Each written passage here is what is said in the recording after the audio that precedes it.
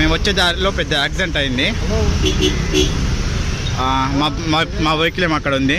ఇక్కడ మన తెలంగాణ వాళ్ళే.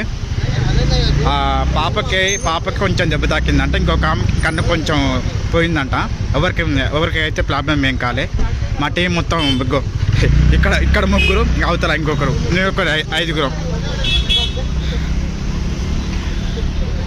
అంటే అక్కడ జరిపిన అక్కడ మూవ్ చేసినాం. అక్కడ సైడ్కి రోడ్డు మీద ఉంటే జరగట్లే. కింద ఆంతుంది. ఇక్కడ కింద బాగా ఆంతుంది. అది ఫ్యూల్ మొత్తం పోతుంది.